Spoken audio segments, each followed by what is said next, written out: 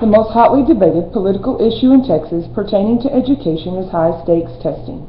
According to Abbott in 2014, a high-stakes test is any test used to make decisions about students, educators, schools, or districts, most commonly for the purpose of accountability. With that being said, I believe that high-stakes testing should not be used as a basis of individual understanding of concepts. Not all people respond the same way or are able to perform well on tests. High-stakes testing can be very stressful for students as well as teachers and staff. The first point I would like to make is that research shows that there is too much emphasis put on high-stakes testing.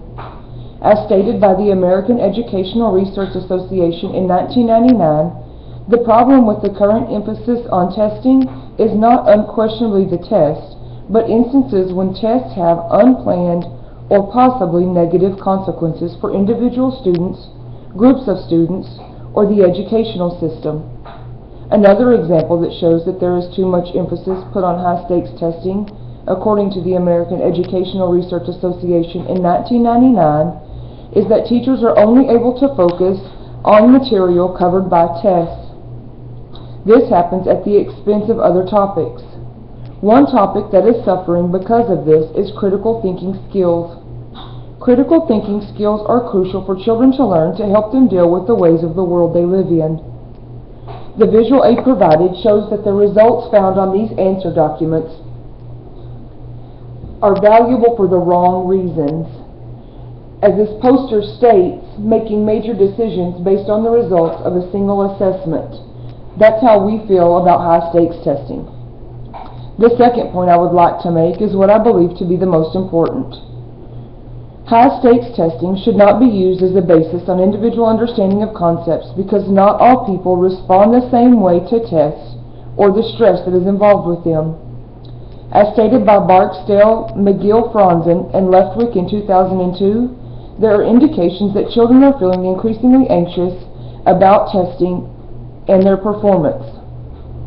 Barksdale, Ladd, and Thomas stated in 2000, Gordon and Reese stated in 1997, and Hoffman, Ossoff, and Paris stated in 2001 that research revealed that high-stakes testing contributes to children's anxiety.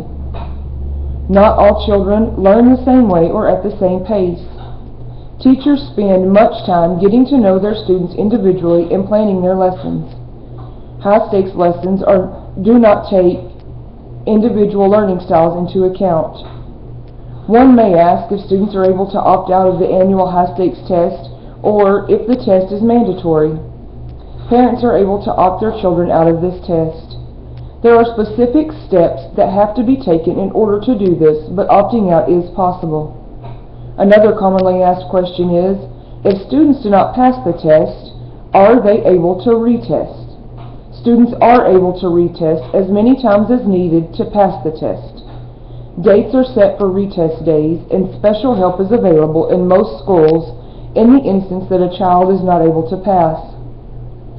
To be clear, in conclusion, although high-stakes tests are tests used to make important decisions about students, educators, schools, or districts, most commonly for the purpose of accountability, I do not agree. One reason that I do not agree is because research shows that there is too much emphasis put on high-stakes testing. To me, the most important reason is that not all people respond the same way or are able to perform well on tests. High-stakes tests can be very stressful for students as well as teachers and staff.